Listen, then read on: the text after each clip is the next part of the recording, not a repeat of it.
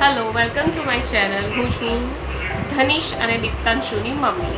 આજે અમે બનાવવાના છે થેપલા. ધનુ, આજે શું બનાવવાના છે આપણે? થેપલા. તને ભાવે છે? કેટલા ભાવે? આટલા કે આટલા?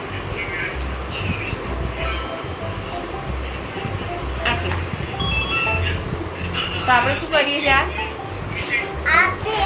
મેથી ફોડીએ છીએ.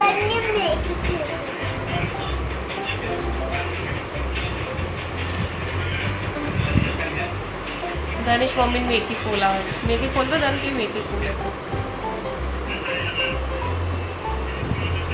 પકડીને તાર જાતે ફોલી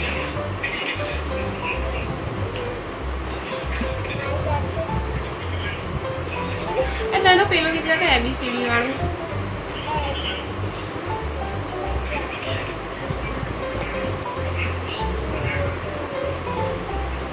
બાજુમાં ચમકે ધ્રુવનો તારો જોયા કરું તને એક જ તારો.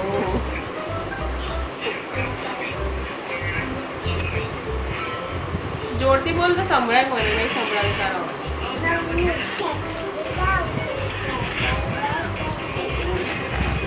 શું તારા રે નામનું?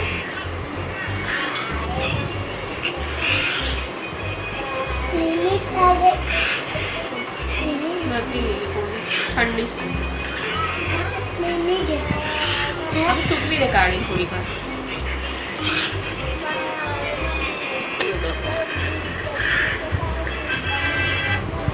તારા રે નામનું ટેટુ કરાવું મારે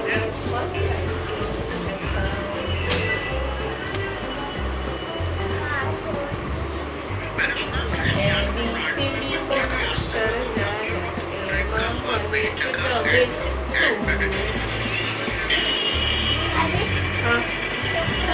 સૂકવી દે લોકો.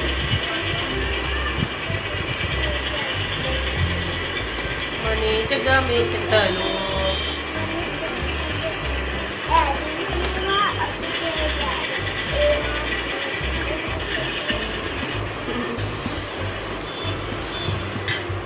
કાલે કઈ વાર્તા હતી તરું પેલી?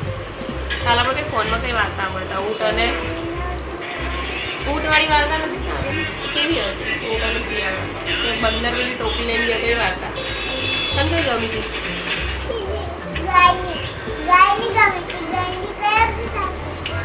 અત્યારે ના આવે તે તો નેટ પર. તું મને કેમ પેલા કાલે વાર્તામાં શું હતું? તો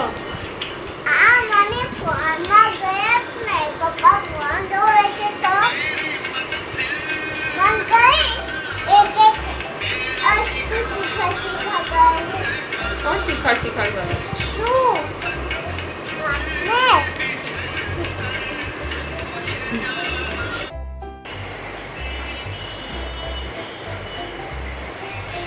મેથીની ભાજીને એકદમ સરસ ઝીણી ઝીણી સમારી લઈશું. એટલે કે થેપલા કરતાં પહેલાં ભાજી થોડી સમારી જ પડે.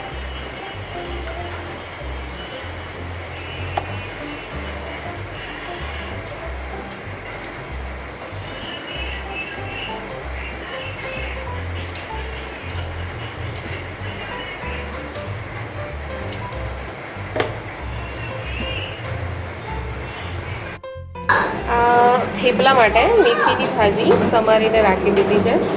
મેથીની ભાજી થેપલા માટે હવે એને આપણે સારી રીતે વોશ કરીશું. એને વોશ કરવાનું બાકી છે. એની માટે લસણ, લીલા મરચાં અને આ છે તલ.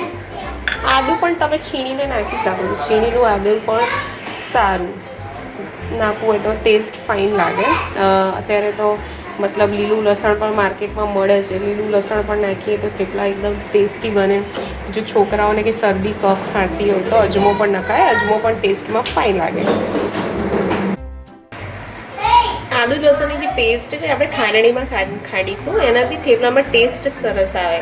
એકદમ જોરદાર ટેસ્ટ આવે આદુ લસણ. કેમ કે મરચું લીલું મરચું થોડું આખું રહે એના લીધે.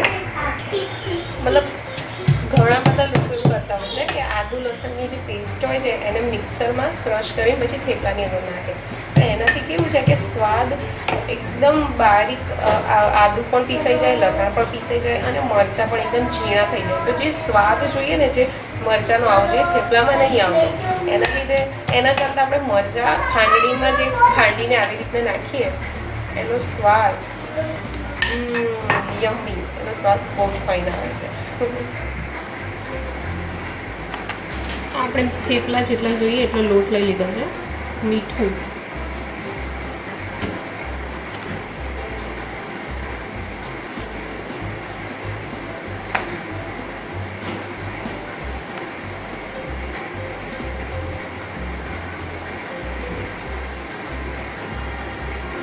લીલું મરચું, લાલ મરચું સહેજ જ નાખીશું કેમ કે આપણે લીલું મરચું ખાંડ્યું છે ને એટલે.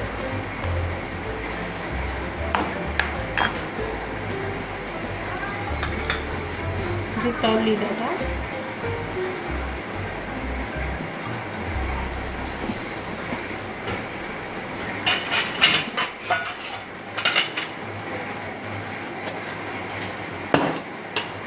તો બધું વ્યવસ્થિત મિક્સ કરી દઈશું આપણે.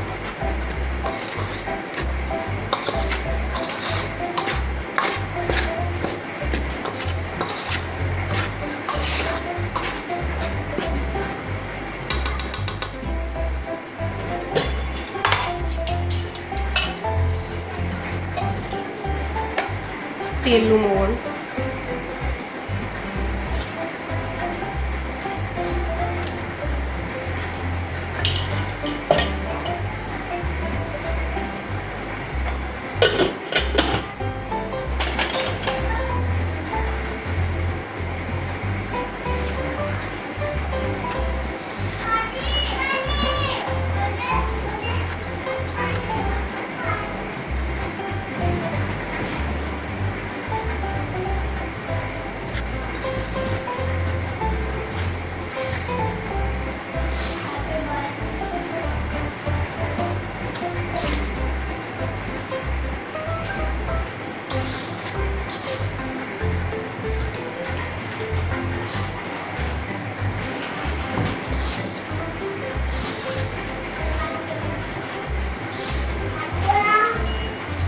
મોણ એ રીતના આપવાનું.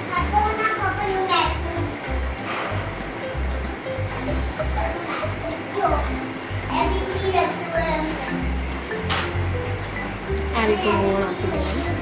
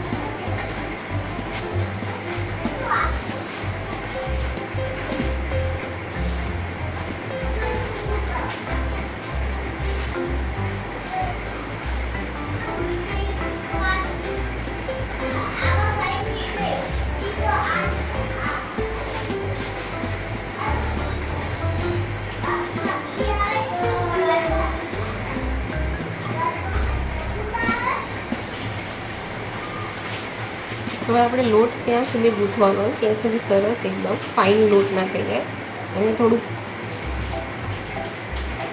વજનથી થોડો દબાવીશું.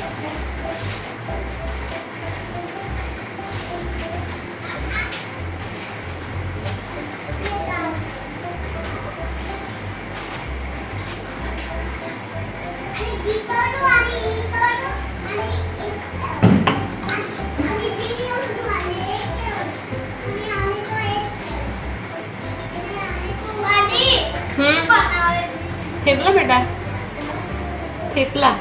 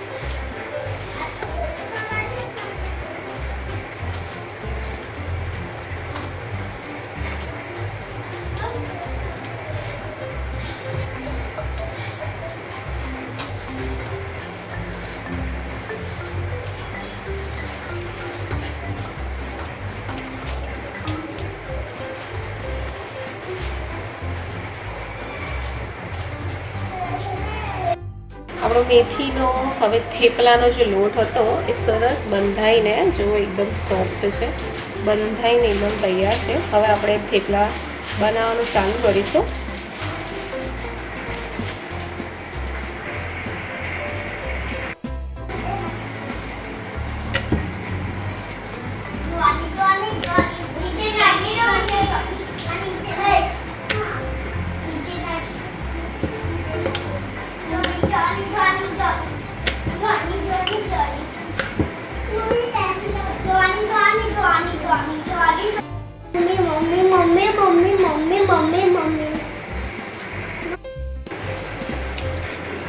ઘણા બધા લોકો એવું કહેતા હોય છે કે ભાઈ મેથીના થેપલા બહુ ઓઇલી છે કે બહુ ઓઇલી હોય છે. તો એવું કંઈ નહીં હોતું. મેથીના થેપલામાં આપણે સિંગ તેલ યુઝ કરતા હોઈએ છીએ અને મેથીના થેપલામાં તેલ તો હોય જ યાર.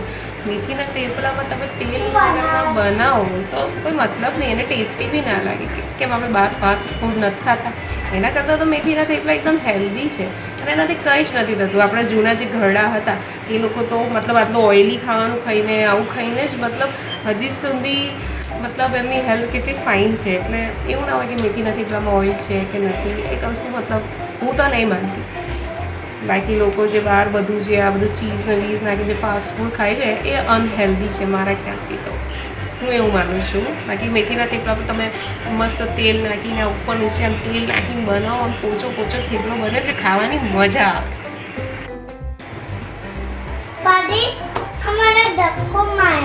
ના મારે તો શેમ્પુ બતાવી દે. હે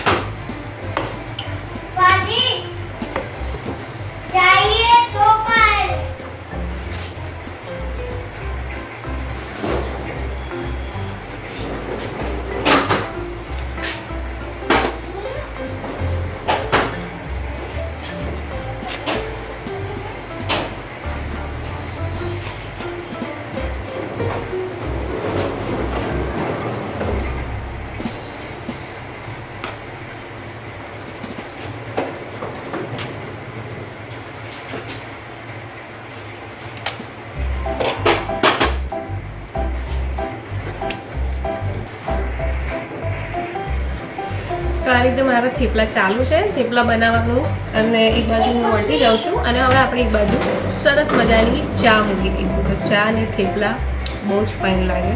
તો ચલો જોડે આપણે ચા મૂકી દઈએ.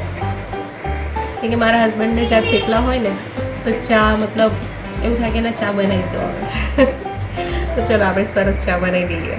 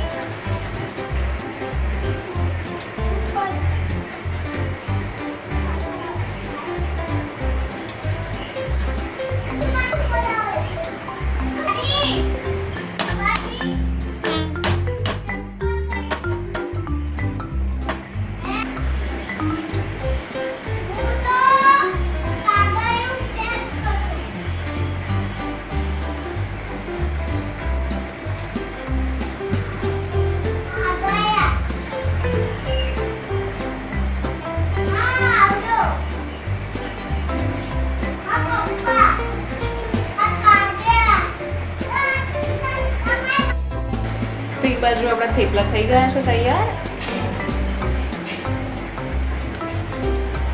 અને એક બાજુ આપણી ચા થઈ રહી છે. ચામાં હવે ઉભરો આવે. મને ચા મતલબ એકદમ ઉકાળેલી, થોડી સ્ટ્રોંગ, થોડી આદુવાળી એવી ચા હોય તો મને મજા આવે. એટલે હું તો હજી એને ઉકાળીશ, ચા ઉકળશે ત્યાં સુધી મારે થોડા ઘણા થેપલા જે બનાવવાના છે ત્યાં સુધી થોડા થેપલા બનાવી અને તૈયાર કરી દઈશ અને પછી ટેસ્ટ કરીને કેવા બન્યા છે. ઓકે.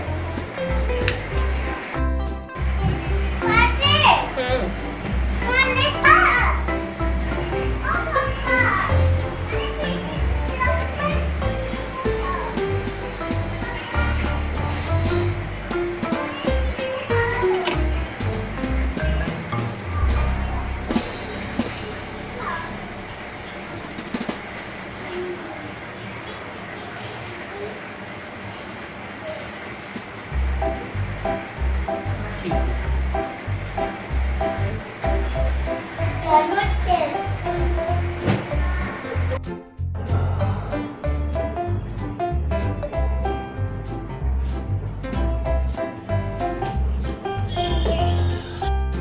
બાય. હવે મળીશું આવતા બ્લોગમાં. ધનેશ કે બાય. બાય અને થેપલું કેવું બન્યું છે? Bye bye. ધનુ થેપલું કેવું બન્યું છે? સરસ બન્યું છે. ઓકે બાબુ બાય. બાય બાબુ થેપલું ખાઈ લે. Bye bye. મળીશું. હવે અમે કરી લઈએ છીએ ચા અને થેપલાનો નાસ્તો. મળીશું ફરી નવા બ્લોગમાં. ટાટા. ત્યાં સુધી આવજો.